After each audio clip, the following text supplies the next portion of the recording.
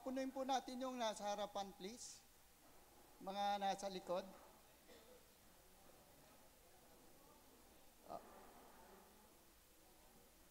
Mga nasa likod po, please, punuin lang po natin yung mga upuan natin sa harap.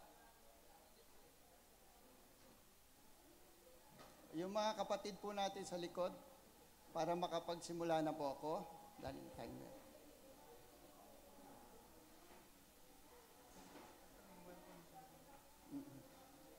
Sige, pwede bang ipwesto natin ng pakipwesto mo doon sa kabila, maayos. Hindi ko siya mapaayan. Okay. Alin ba pipinditin ko dito? Araw. Ito.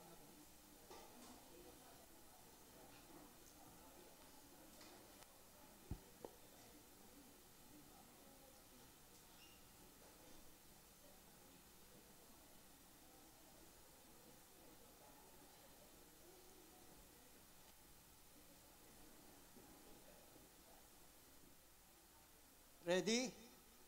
Ready na po? Walang kakaluskos? Alam po ni Pastor na pag ako'y nagtuturo, no, yung pong nagse-cellphone, pinalalabas ko po yan. Pero hindi ko po pwedeng gawin dito sa inyo yon, no? So ganito na lang po, ang mayroon pa pong gumagalaw.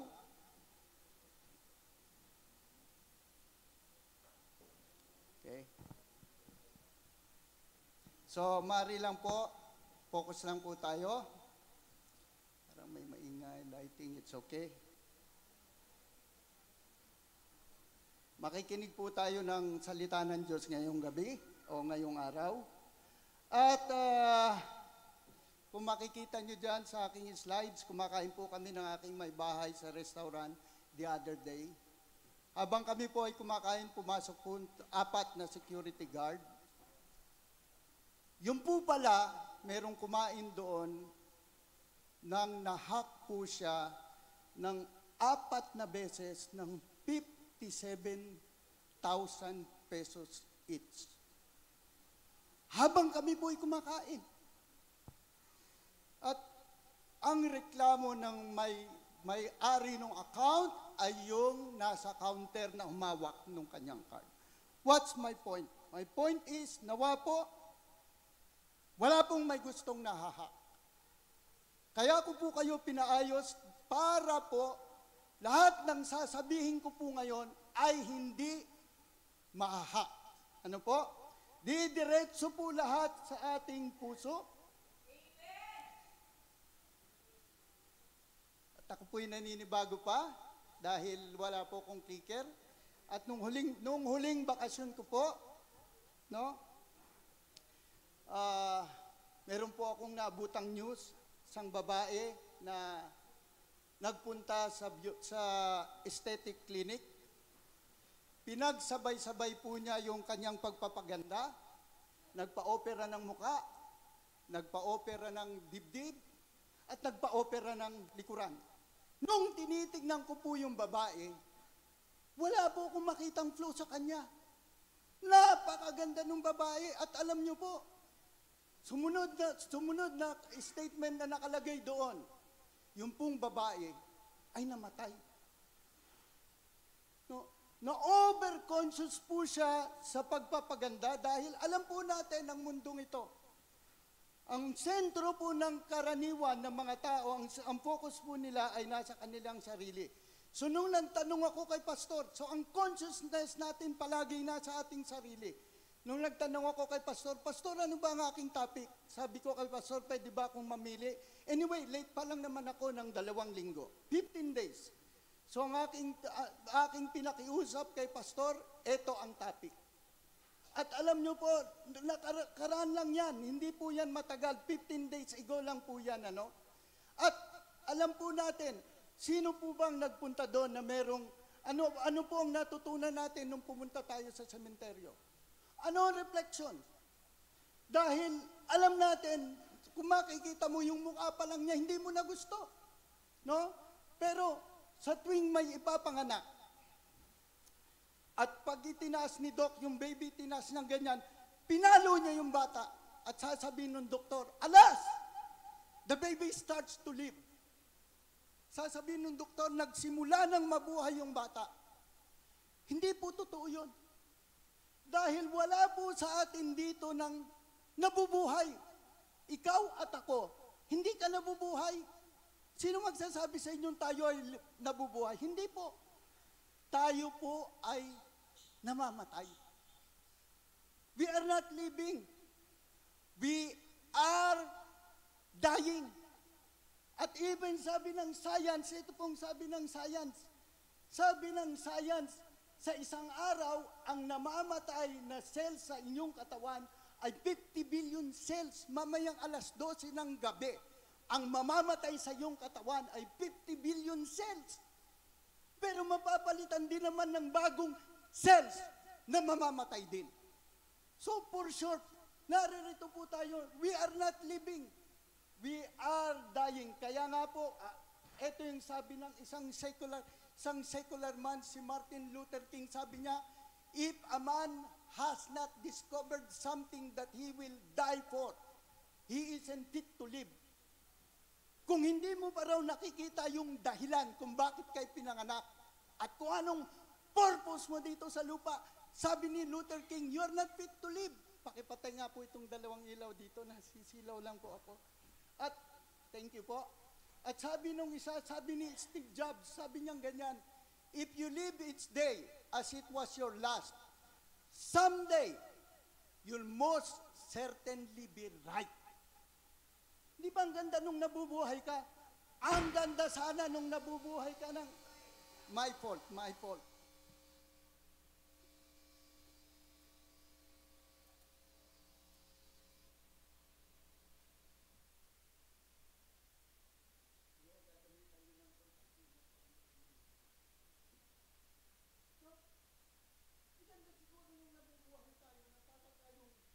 Para bang hanggang si Jesus Christ namatay kahapon, nabuhay siyang muli ngayon, at muli siyang babalik bukas.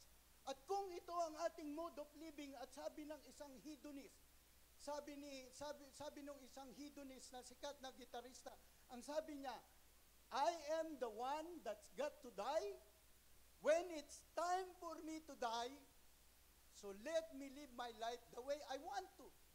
Jimi Hendrix. Ako rin lang ang mamamatay eh. Bakit hindi ko gawin lahat ng gusto ko? Pwede mo naman gawin lahat ng gusto mo eh. Pwede mong gawin yung makakasakit sa ibang tao, yung makakasakit sa iyo, yung makakasakit sa Diyos. Pwede yon. Bakit hindi? Ang problema nga lang, pag ginawa mo yung mga bagay na yan,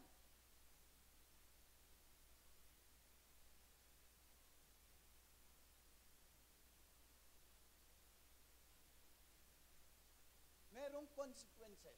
Kamatayan. Bakit kamatayan? Tinanong ko po si Prophet Google. Sabi ko kay Prophet Google, ilan ang namamatay kada isang segundo? Alam niyo po ba na, sabi ni Prophet Google, sa isang segundo, ito po, 1 second yan, 1 second, ang namatay po dyan ay 2 on a global scale. Pag ginanyan ko po yan, ang namatay po sa pagkibot lang ng kamay ko, 4. So, ibig sabihin, sa isang oras, meron pong, sabi ni Prophet Google, pagkatapos ng serve sa isang minuto, ang namamatay po ay 108. Nakatao ang mamamatay, at merong 150,000 sa buong maghapon, at sa buong araw, ang mamamatay po ay, sa isang oras, ang mamamatay po ay 6,000. No? Ako po ay Google, in a 70-year lifetime, ito po yung sabi ko sa inyo noon, pinlag ko na po sa inyo, kung pag-uusapan ng buhay, meron ka pong, kung 70 years ang buhay mo, meron ka pong 840 months, meron kang 25,000 days, at meron kang 600,000 hours, at meron kang 36 million minutes, at meron kang 2 billion seconds. Kung ikaw ay mabubuhay ng 70 years, at sa buong lifetime mo na 70 years, meron kang 20 years na matutulog, ikaw ay 20 years na nagtatrabaho, sa 70 years na lifetime mo, 5 years kang kumakain. Alam natin yan. At hindi lamang yon. 3 years kang naghihintay in your lifetime, kung meron kang hinihintay, asawa, kapatid, magulang, pag pinagdugtong-dugtong mo yan, sabi ng vlogger, 3 years. At 2 years and 6 months na ikaw ay nasa iyong higaan, 6 months na nagtatirintas ng iyong sapatos, at ang pinakamalungkot, kung hindi ka addict sa iyong cellphone, 7 years ka na may hawak ng iyong cellphone in your lifetime. Ano po? At kung susumahin total ang itinagal mo sa church, kung ikaw ay mabubuhay ng 70 years, ang itinagal mo sa church ay 18 months. At dito na nga lang po ako, para hindi po ako maligaw. Ang 18 months po ay 540 days, at ikaw po ay out of 25,000 days, ang ibinigay mo lang sa Diyos ay 500 days. No? Yan ang iyong ginugol. And actually, yung panahon ng pagkain mo in your lifetime, kung pagdudugtong-dugtungin, is 60 months kang kumakain for a 70-year lifetime. At kung titignan mo, yung ipinaglagi mo sa kusina kaysa ipinaglagi mo sa simbahan, ay mahigit na 200 times. 18 months ka lang na nandyan, yun ay considering na nagsimba ka na. Nung unang paglabas mo sa tiyan ng nanay mo, lumabas ka, dumiretso ka sa simbahan at kada linggo, nandito ka. Ibig sabihin nun, 18 months in your lifetime. Mas mahaba pa yung nilagi mo sa kusina habang ikaw ay nabubuhay. And, in fact, kaya ayaw at sa gusto mo, makonsumo man yan, lumampas ka ng konti, ikaw ay may susunduin. At kaya po, pinamagatan ko ang aking title ngayong oras ay, dahil araw ng mga patay, actually, hindi naman po araw, alam natin yon, araw ng mga buhay yon, no? Alam natin yon, no? So, ang title ng aking sermon ngayon ay 3 Types of Death. I intend to finish lahat yan, kaya po hindi na ako nagko-commercial. Ang sasagutin ko, buhay nga ba tayo? Tayo nga ba, do we really die? Namamatay ba tayo? Or, are we really alive? Meron po akong audience dito na bihasa sa medical field, kaya ayoko pong magkamali. Pero ang tanong ko sa iyo, ikaw nga ba ay patay, mamamatay? Or ikaw nga ba ay buhay? So yan po ang aking sasagutin sa topic na 3 types of death. Yun po ang aking title. Dahil po, sabi ng Ecclesiastes, it is better to go to the house of mourning than to go to the house of feasting. For this is the end of all mankind, and the living should lay it to heart. Rekomendado ng banal na kasulatan na mas maigi pa raw yung pupunta ka sa purinarya o pupunta ka nagluluksa. No? Pupunta ka sa merong namatayan dahil kailangan daw mapaalalahanan ka. Mapaalalahanan ako. Lamay. No? Bakit kailangan mapaalalahanan ako? Kasi dapat alam mo yung mission mo dito sa lupa. Ito yung mga tanong na binabaybay mo habang ikaw ay nabubuhay. Sino ako? It's a question of identity. Saan ka nang galing? Saan? What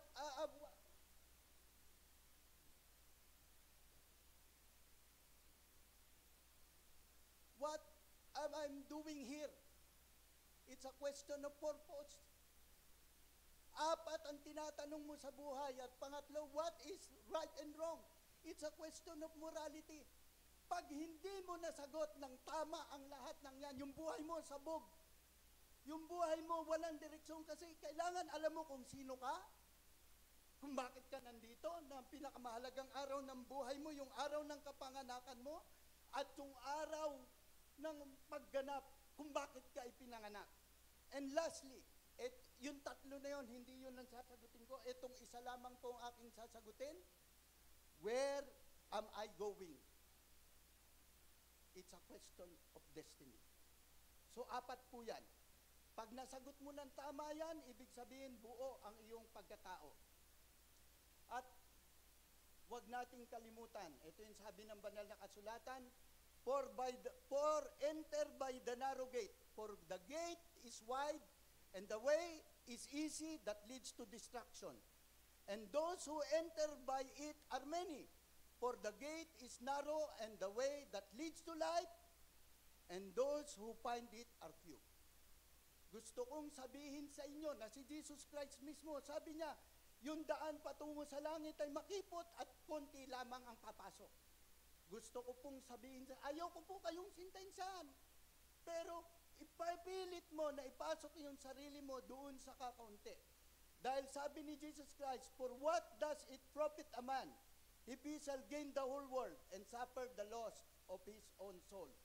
What can he give in exchange for his own soul? At isa pang paalala, sabi rito, and just as it is appointed unto man once to die, after this, the judgment. Di ko na po i-explain yan. Minsan lamang mamamatay ang tao, pagkatapos nito ay paghuhukom. At dahil minsan nga lang tayo mamamatay, at ang pagpili kung saan tayo pupunta, kung langit, pagpasok mo sa eternity, kung langit, impyerno, siyempre, ikaw ang mamimili niyan. Po? Ngayon, sabi ng banal na kasulatan, gusto ko pong basahin po ninyo with me.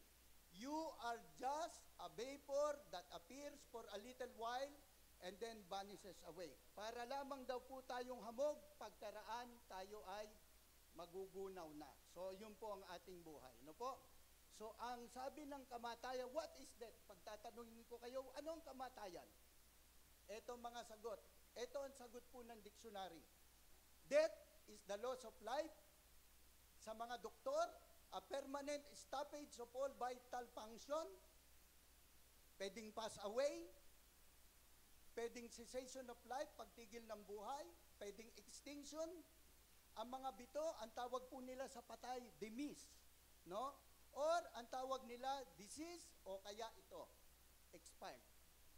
So para ka na lamang goods, no? Yung mga nasa sementeryo, namatay, ang tawag po sa kanila, expired. Or it is the irreversible cessation of biological function that sustain all living organisms. Ngayon, ang kamatayan, the word death ay lumabas 372 times.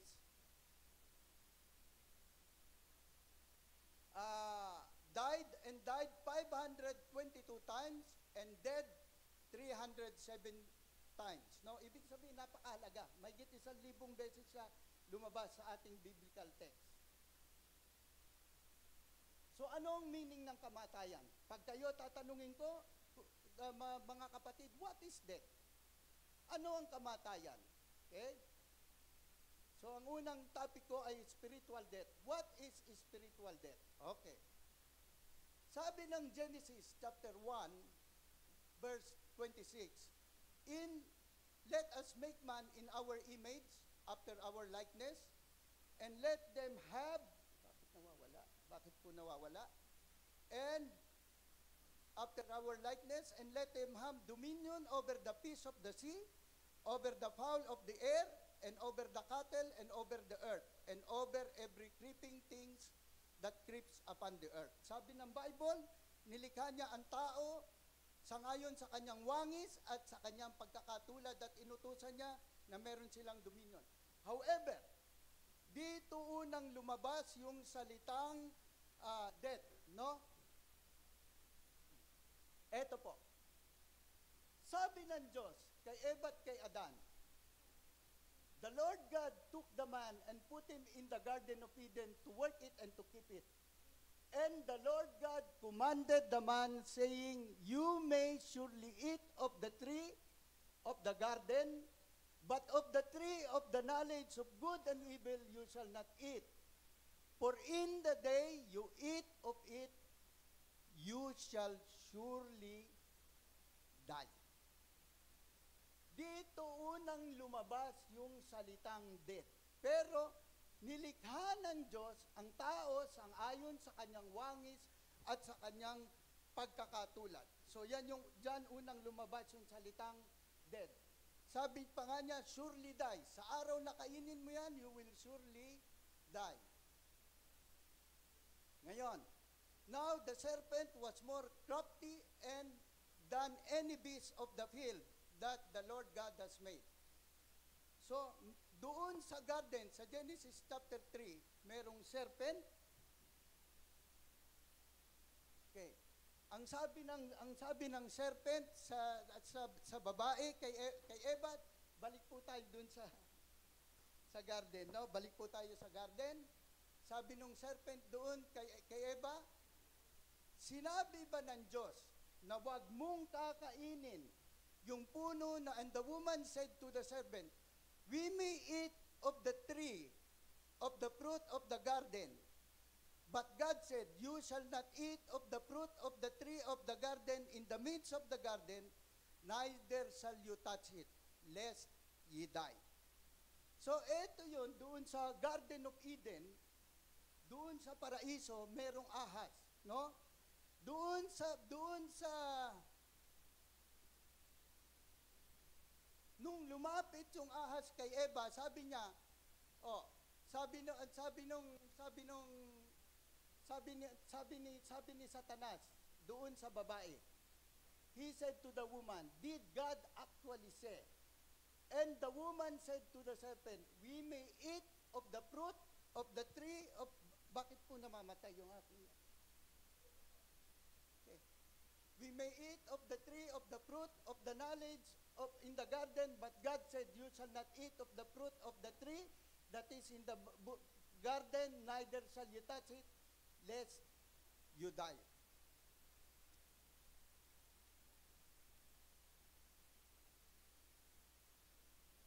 Okay? So alam po natin na yan yung sabi ng banal na kasulatan, and Adam, nakita po ni Eva. So when the woman saw that the tree was to be desired to make one wise, she took of the fruit and ate. She also gave some to her husband who was with her, and he ate. Then the eyes of them were both open, and they knew that they were naked. So, ang nangyari, alam po natin, nung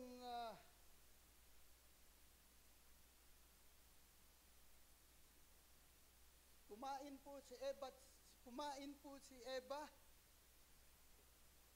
pwede pong pray lang po tayo sandali. Ako po ay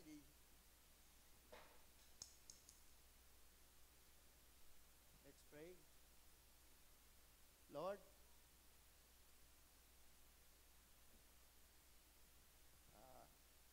nahirapan po ang iyong lingkod, Lord. I don't know why. Lord, nagpray po si Satanas, Lord. Sabi niya na hindi siya nanalangin. Challenge niya si Jesus Christ. Sabi niya kay Jesus, kung ikaw ang anak ng Diyos, gawin mong tinapay ang batong ito. Sabi mo sa kanya, Lord, hindi lamang nabubuhay sa tinapay ang tao, subalit sa iyong mga salita. Lord, ako po'y nananalangin ngayon, Lord. Gawin mo pong tinapay ang mga salitang ito, Lord. And I am burdened, Lord. Nahirapan po ako, Panginoon. Hindi ko alam kung paano ko itutuloy ang sermon na ito. But anyhow, Lord, make a miracle. Make your word as a living bread. In the name of Jesus. Amen and amen. Okay.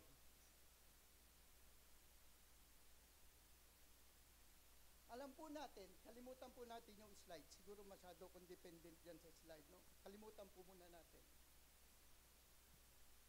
So, nung Genesis chapter 3, sabi dyan sa banal na kasulatan, merong serpiente. Matapos nilang likahin, nilagay sila sa Garden of Eden. Ang pinagtataka ko doon sa Garden of Eden, na isang paraiso, na napakagandang lugar, na sabi ng Diyos, everything that God has made is good. Lahat ng nilalang ng Diyos ay maganda. At nung binabasa ko yung Genesis chapter 3 na yan, pagbukas ko, doon sa Genesis chapter 2, lahat ng nilikha ng Diyos maganda. Pagpasok ko sa Genesis chapter 3, pumangit. Bakit po? Kasi sabi ng banal na kasulatan, merong ahas na sobrang talino na sinabi doon sa babae, Eva, sinabi ba talaga ng Diyos na pagka kumain ka ng anumang prutas sa garden, ikaw ay mamamatay? At sabi ng babae doon sa serpente, pwede kaming kumain ng kahit na anong prutas sa paraiso. Wag lamang yung prutas na nasa gitna, na wag daw naming hawakan, lest we die.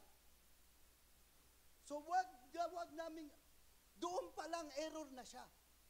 Ang utos ng Diyos kapag ka kinain, pero tignan nyo, meron ng dagdag. At sabi ni Satanas, pagka kinain mo yan, Eva, ikaw ay magiging katulad ng Diyos. You will be like God. So ito yung temptation doon kay Eva na magiging katulad ka ng Diyos. And kinain niya, sabi ng Bible, nakita niya yung prutas, ang sabi ng iba, mansanas.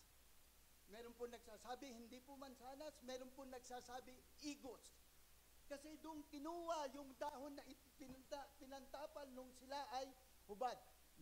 Masarap na pagkain, maganda sa paningin, at sabi ng banal na kasulatan, magiging wise. So parang ito ang katangian ng Diyos na binawal, parang iniisip nila na binawal ng Diyos. And yet, they eat. What happened when they eat? Ito po ang sabi ng banal na kasulatan. And then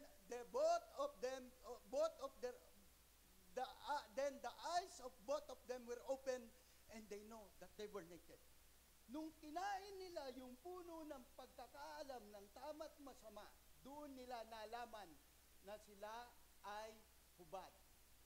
At ang sabi ng banal na kasulatan, did you actually say, you shall not eat of the tree of the fruit of the garden? Alam niyo po ba, na yan ang unang tanong sa banal na kasulatan. It's the first question in the Bible. Out of 3,294 question mula sa Genesis hanggang sa Revelation, meron pong 3,000 na question, at ang pinakauna po ay ayan. Sinabi ba talaga ng Diyos? So ang challenge ay nasa Word of God. At nung kanilang kinain, mula sa pagiging innocent state, sila po ay naked. Ano po ibig sabihin nung nakita nila? Isipin mo, sabi, ang unang nangyari nung kinain nila yung puno ng pagkakaalam, ang nakita nila sila ay hubad. Bakit po sila nakita nila sila ay hubad? No? Tatalunan ko na po yung sumunod, sila ay natakot, sila ay nagkaroon ng blame shifting, kinurse ang ground. Para po mahabol ko yung aking sermon. Pero doon lang lamang po tayo sa hubad.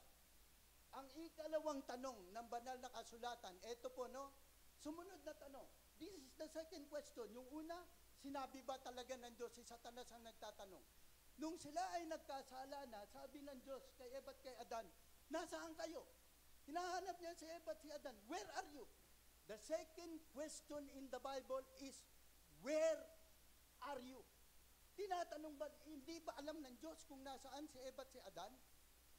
Hindi ba all-knowing siya, nakikita niya ang lahat? Pero tinanong niya si Eva at si Adan, where are you? Hindi po yan related sa kanilang GPS location, no? Ang unang tinanong ng Diyos sa kanila, who told you that you were naked?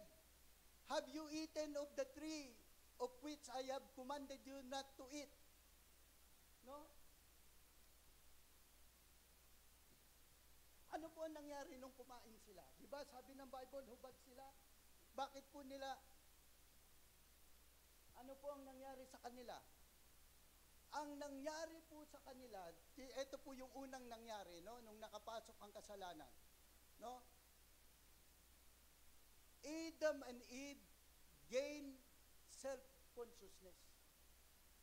Kaya po, ang unang nagkasala sila, ang unang na-discovery nila, sila ay hubad. So, ibig sabihin, nung nakita nila, nag-gain sila ng self-consciousness, and at the same time, same time, they lost God's consciousness. So, ibig sabihin, nagkaroon sila ng focus sa kanilang sarili dahil po ang ibig sabihin po ng kasalanan ay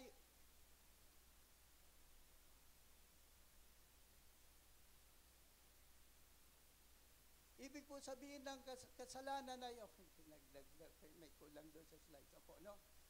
Pagkatapos nilang magkasala, sabi po ng banal na kasulatan, ito po yung sumunod na nangyari, no? Sabi ng Bible, nung magkasala si Eva at si Adan, therefore, God sent him out of the Garden of Eden to work the ground from which he was taken. He drove out the man and the east of the Garden of Eden, and he placed the cherubim and the flaming sword that turned every way to the tree of life. So, ito po yung sabi ng banal na kasulatan. God, he drove out the man. So, ang nangyari po, pinalayas nung nagkasala si Eva at si Adan, pinalayas po sila sa paraiso. Yan po sabi ng banal na kasulatan, he sent him out. Pinalayas, sabi ng banal na kasulatan, he drove out the man. So, pinaalis siya doon sa paraiso. So, at the end of the day, dahil nagkasala si Eva at si Adan, na broken po yung fellowship, at ito po yung nangyari ng mga sumusunod. Okay. Sabi ng banal na kasulatan, behold, the Lord's hand is not shortened that it cannot save, or his dar of healing, or his ear dull that it cannot hear. But your iniquities have made a separation between you and your God, and your sin have hidden his face from you so that he does not hear. So, ibig sabihin, yung kasalanan po ni Eva at ni Adan, ang nagsabi po ng Bible, the Lord's hand is not shortened, that it cannot save, his ear is dull, that it cannot hear. But your iniquities have made a separation between you and your God. Kaya po si Eva at si Adan, pinalayas po dahil po sa Garden of Eden, yan po, pinalayas po sila. Sabi po diyan, dahil sa kasalanan ni Eva at ni Adan, pagkain niya ng prutas, sabi po diyan, ayan, God drove out the man. Pinalayas po sila sa paraiso. What happened afterwards? So, ito po yung mga sumunod na nangyari. Sabi po ng banal na kasulatan, okay, by the way,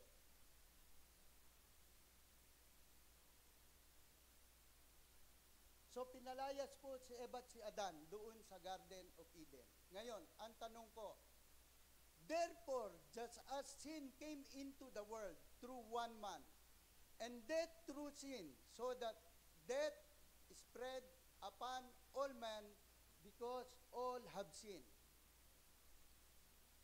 Okay. Ngayon, Kuya James,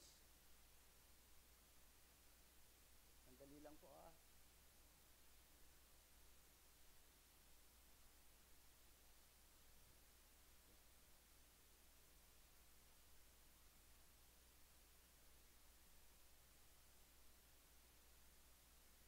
Okay. Dahil po sa kasalanan ni Eva at ni Adan, sabi po diyan, no? As a federal head of mankind, Adam represented all of his posterity in the Garden of Eden. His obedience or disobedience to commands given to him by God would be credited to all those who descend from him. Therefore, when Adam sinned, all descendants of Adam died. So, ibig po sabihin, nung nagkasala po si Adan, lahat po tayo ay nagkasala. Okay? So, ulitin ko po. Ito po yon. No? Sa totoong buhay po, isa lang po ang nagkasala. Hindi po lahat tayo ay nagkasala. Pero sabi po ng banal na kasulatan, wherefore, as by one man, sin entered into the world, and death by sin, so that sin passed upon all men. No? Lahat po tayo ngayon ay tinuringan na makasalanan na, halimbawa po, tatanungin niyo po ako, Kuya James, yung po bang baby ay makasalanan o hindi? Yung po bang baby, makasalanan po ba siya o hindi? Bakit po siya makasalanan? Bakit po? Inherited sin, no? Bakit po siya makasalanan? Kasi po, meron po siyang minamanang kasalanan. Bakit po niya minana ang kanyang kasalanan? Ito po ang sabi ng banal na kasulatan. As by one man sin entered into the world, and death through sin. Ngayon,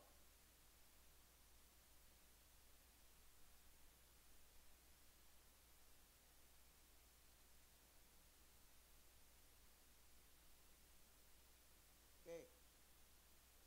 Ano po yung sabi nung iba? Lahat po tayo ay makasalanan. Bakit po tayo makasalanan? Okay, ito po yung sabi ng banal na kasulatan, no? For I do not understand, by the way po, hindi po pala tayo nagkakasala para maging makasalanan. Kaya uulitin ko po, no? Hindi po tayo nagkakasala dahil gusto po nating maging makasalanan. Okay? For I do not understand what I am doing. For I do not do what I want. Instead, I do what I hate. But if I do what I do not want, I agree that the law is good. But now it is no longer me that do it, but sin that lives in me. For I know that nothing good lives in me, in my flesh. For I want to do the good, but I cannot do it. For I do not do the good that I want, but I do the very evil that I do not want. Now, if I do what I do not want, it is no longer I doing it, but sin that lives in me. So, ibig sabihin po ng spiritual death ay kaya po tayo ay patay spiritually, hindi po dahil sa gusto nating magkasala. Tayo po ay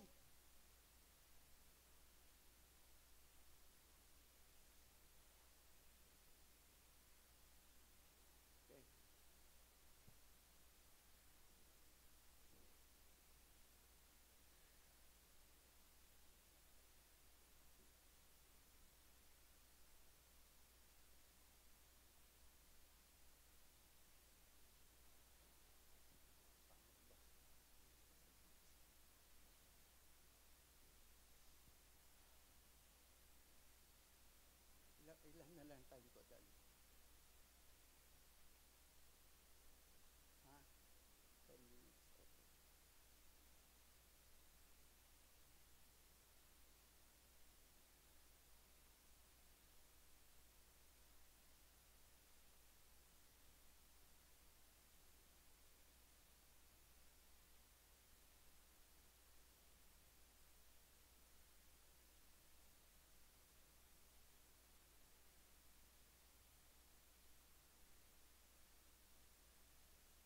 Okay. What is spiritual death? Okay.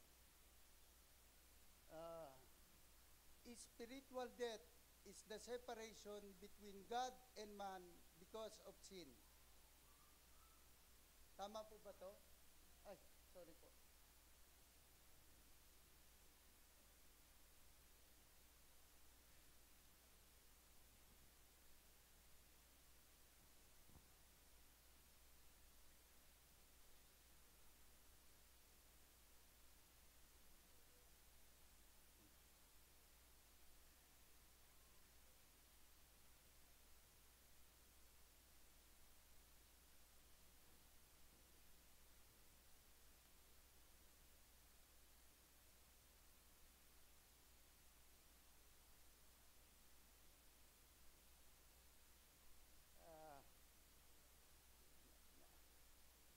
Naintindihan po ba yung ano?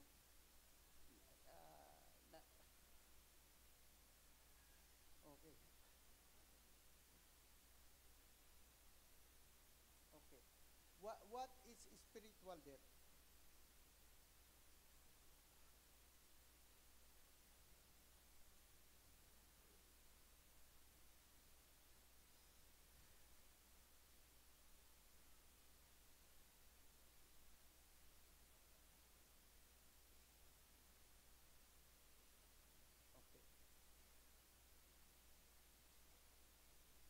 Sabi po nila, spiritual death is the separation between God and man because of sin. No? Spiritual death daw po ang pagkakahiwalay ng tao at ng Diyos dahil po sa kasalanan. No po? Kung tutuusin po, mali po yan. Bakit po mali? Kasi po, kaya po siya mali. Dahil hindi naman po nagkahiwalay ang Diyos at ang tao dahil po sa kasalanan. No? Hindi po sila, ikaw at ako, yes, pinaghiwalay po tayo ng kasalanan, pero hindi po dahil sa kasalanan na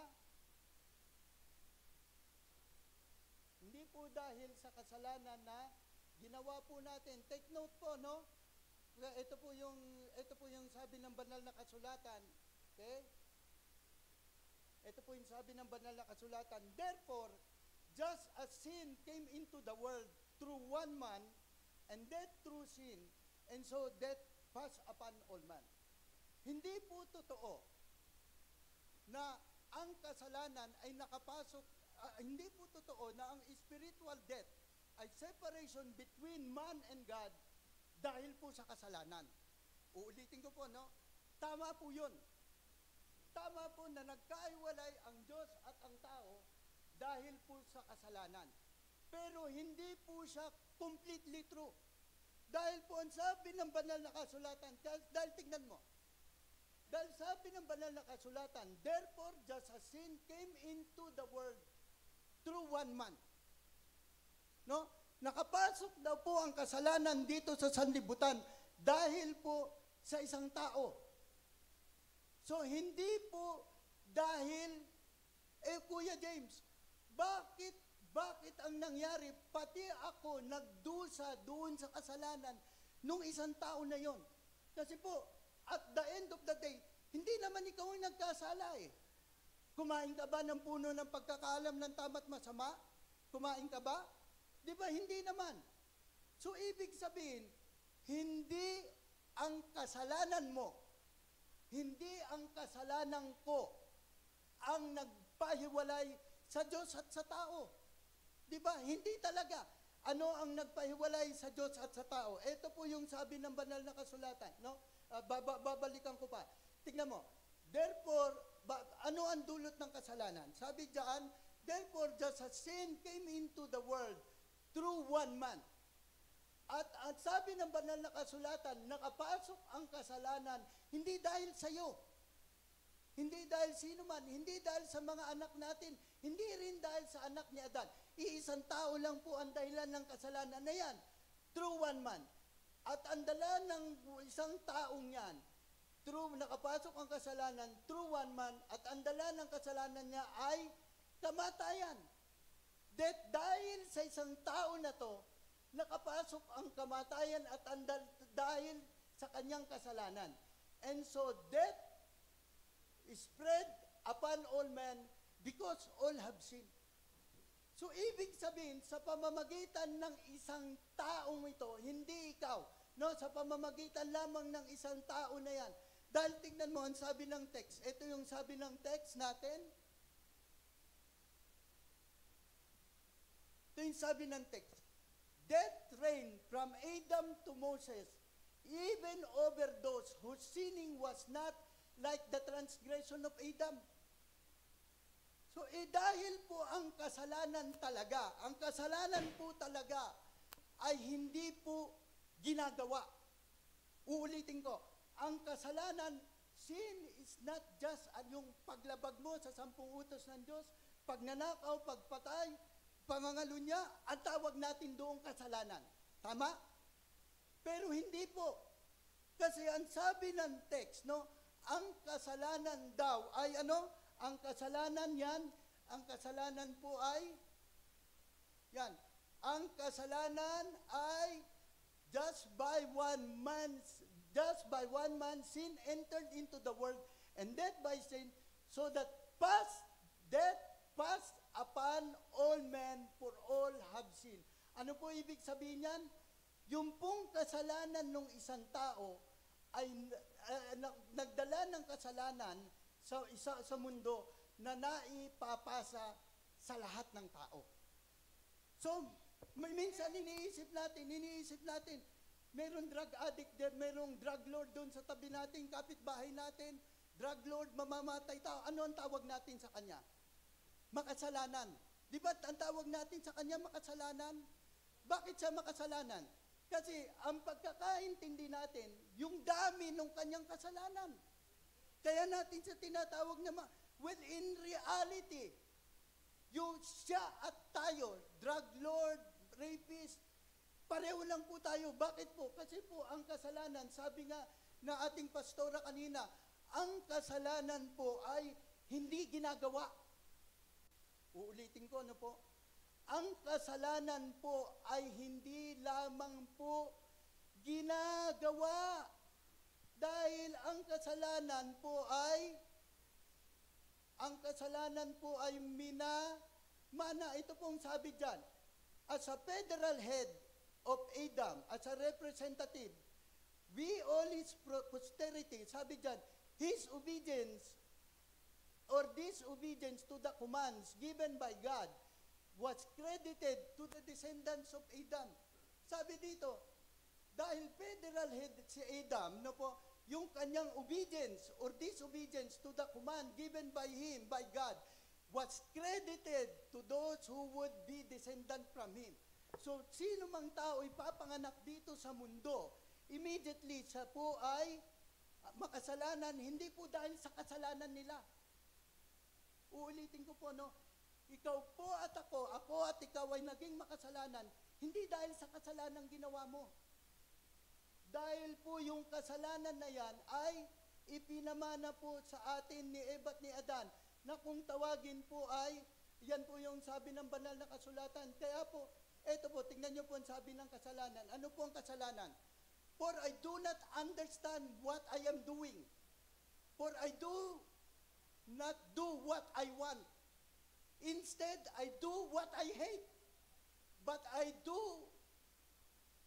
if I do what I don't want, I agree to the law, it is good. Tignan nyo po mahigit, 17. But now it is no longer me doing it, but sin that lives in me. Si Paul po nagsasabi dyan, for I know that nothing good lives in me, that is in my flesh. For I want to do the good, but I cannot do it. For I do not do the good I want, but I do the very evil that I do not want. Now, if I do what I do not want, it is no longer me who is doing it. It is sin that is living in me. So ano ang nangyari? Kuya James, yes, tama po yun, na nagpahiwalay sa Diyos at sa tao, kasalanan. Pero hindi mo po kasalanan dahil bilang anak ni Adan, no po, sabi po sa ating kanina, no, ang kasalanan po ay hindi po yung gagawin mo. Ang kasalanan po ay hindi po yung paglabag sa utos ng Diyos. Ang kasalanan po, ayun sabi ni Paul, yun ang sabi niya, no po, sabi niya ganyan, sin is, ngayon sabi niya, dahil kung ano yung ayaw ko, ginagawa ko, at kung ano yung gusto ko, hindi ko magawa. Kung ano yung masamang ayaw ko, yun ang nagagawa ko. Sin is living in me. So, ibig sabihin, simula nung nagkasala si Eva at si Adan, nagkaroon po tayo ng Adamic nature. No? Ikaw at ako, nagkaroon tayo, ito po yung sinasabi kanina, na ang kasalanan po ay hindi lamang minamana, kung hindi ginagawa. Nagkaroon po tayo ng sin nature. Alam nyo po, meron akong, short lang po, no? Doon sa aming bakery, katabi po ng aming bakery, habang ako po ay naghihintay na yung order ko po galing doon sa pandesal, meron pong bata pumasok. Pumasok siya doon sa bakery at pagkatapos, alam niyo po ginawa ng bata? Umikot, pumasok, kumuha ng tinapay, lumabas.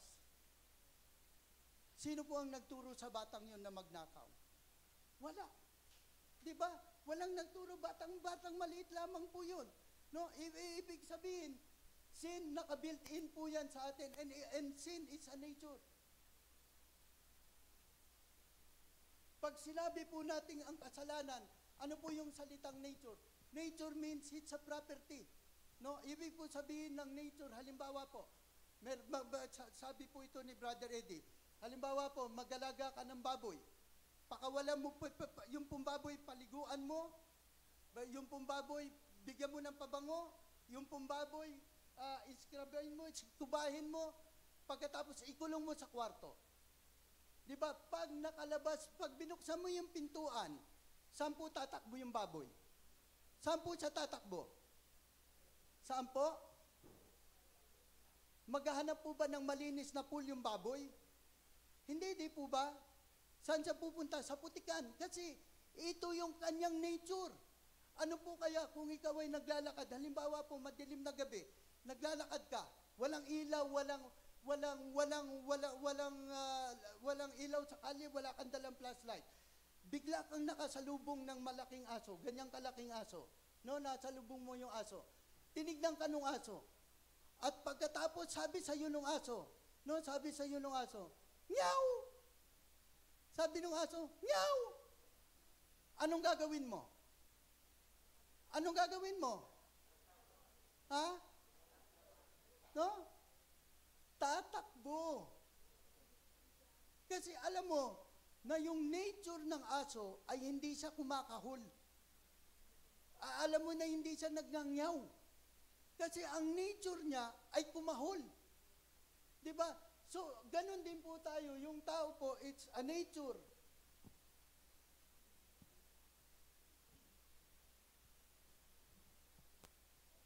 Kuya.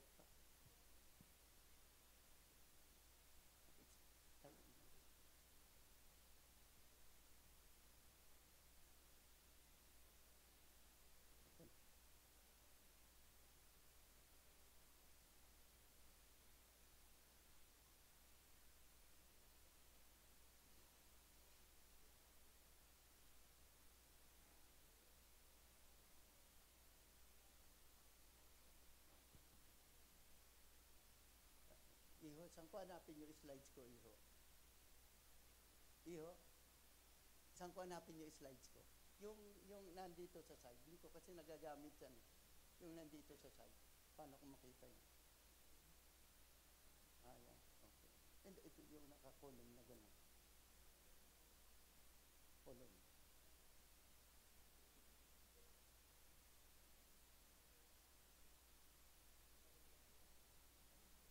Yung kolom.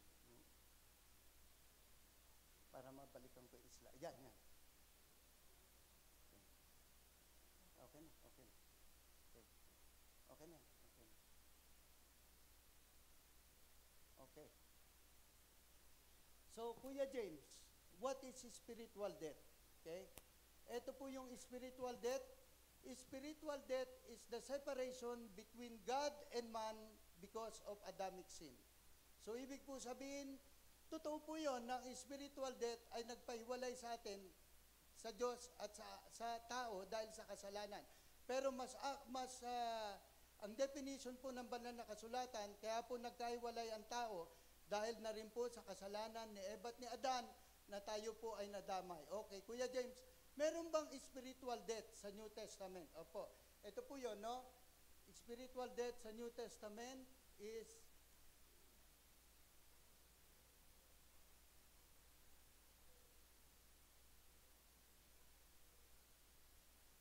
Kuya, bakit ayaw? Kuya Brooks, ayaw.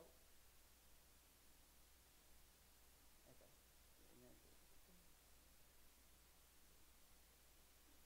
Ayan na ba yun?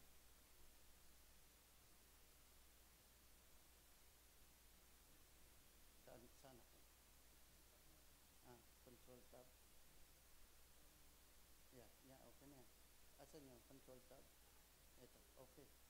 Ito po ang sabi ng banal na kasulatan. Bakit wala siya dito, Kuya? Hindi, hindi nag-appear tong window na to. Okay, sorry po. Hindi nag-appear yung window na yan.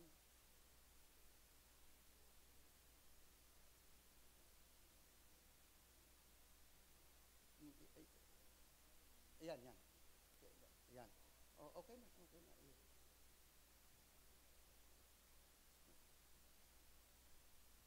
Tapos ka na. 2 minutes? Okay. Okay po. Where is spirit, nasaan po ang spiritual death sa banal na kasulatan? Kung babasahin po natin, sabi po ng banal na kasulatan, and you were dead in your trespasses and sin, in which once you walked, following the course of this world, following the prince and the power of the air, and following the spirit that is now at work in the sons of disobedience. Kung makikita nyo po, sabi po dyan, you were dead in trespasses and sin. Patay daw po tayo sa kasalanan, at nasan pa po sa New Testament, sabi po dyan, you were dead in trespasses. Patay daw po tayo, no? And sabi po ng New Testament, dito ko na po tatapusin dahil wala na po akong time.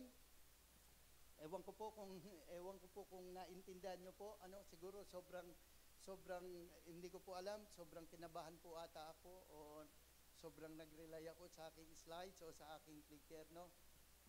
Anyway, tuloy natin. So matatapos na po ako in 2 minutes. Sabi ni Jesus Christ, sabi po sa ating text, and a scribe came up to him and said, Teacher, Jesus, I will follow you wherever you go. Jesus said, okay. Jesus said, Teacher, I will follow you wherever you go. Jesus said to him, Foxes have holes and birds of the air have nests, but the Son of Man has nowhere to lay his head. Another disciple said unto him, Lord, let me first bury my dead. Tignan niyo po yung sagot ni Jesus Christ, no? Tignan niyo po yung sagot niya. Sabi niya, follow me and leave to the dead to bury their own dead. Uulitin ko po.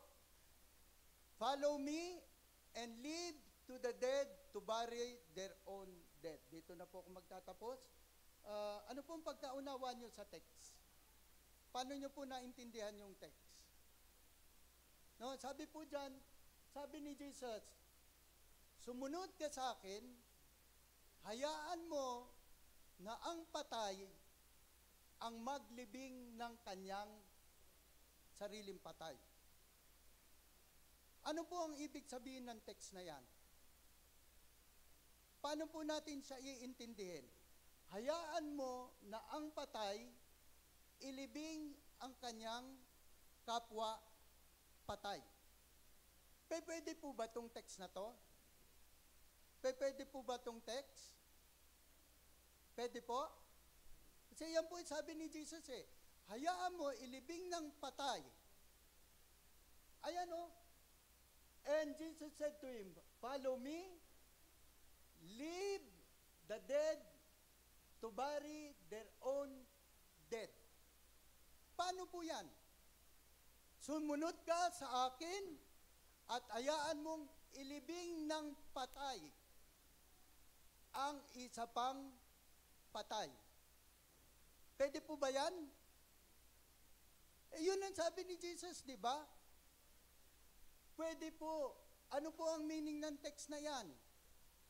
Pag sinabi po ni Jesus na ilibing mo hayaan mo na ang patay ang maglibing ng kanyang patay. Yung pong isa ay buhay pero spiritually dead. Yung pong isang dead ay patay na literal. Uulitin ko po, no? Yung isa ay spiritually dead pero buhay. Kasi di ba, tignan nyo, sabi ng text, kung ibabalik ko, tignan nyo po, ayan o, ito ba yung sabi ng text? Tignan nyo po, yung text, sabi niyang ganyan, and you were dead in trespasses and sin. kayo ay buhay, pero kayo ay patay sa kasalanan at pagsalansan. So, ibig sabihin, ang mga kausap niya, buhay po ito, mga taga-Ephesians po yan. Nung sinasabi niya, mga Epeso, kayo ay patay. Di ba? Nung kayo ay namubuhay sa kasalanan o sa sanlibutan, ayun ang sabi niya eh. Tignan niyo po, pagka spiritually dead, anong katangian ng spiritually dead? And you were dead in trespasses and sin, in which you have once walked, following the course of this world, following the prince and the power of the air, the spirit that now is at work at the sons of disobedience. Kaya po itong mga, yung pong nakikita mong wala kay Kristo, ang tawag po sa kanila ay patay. Yung pong wala kay Kristo, ang tawag po sa kanila ay patay. Kaya po, sabi ng ating text, hayaan mo, follow me and let the dead bury their own dead. Ngayon, ang tawag po sa kanila ay buhay na patay. Okay? Doon po sa mga tao na spiritually patay, ang tawag po sa kanila ay buhay na patay. Okay? I hope sa isang oras, alam ko pong na-confuse po kayo. Pati ako, sa meaning ko po sa inyo, pati po ako confused, no? Hindi ko po alam kung bakit po ako ninhervyos. Sige po, tayo po ay manalangin. Kung meron po kayong tanong, baka available lang po ako dyan. O kaya tanong nyo po kay Pastora, sa Pastor Imera na po. Tayo po ay manalangin. Lord,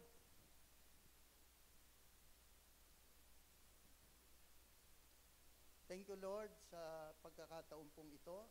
At humihingi po ako ng paumanhin. Alam, Lord. Anyway, Lord, ay rin nagbasa po ako ng mga text at tulungan mo na lang po. Ikaw na lamang po, Panginoon, ang magdilig at magbigay ng bunga doon sa aming inaral ngayong oras, Lord. I thank you, Lord. I honor you. In Jesus' name.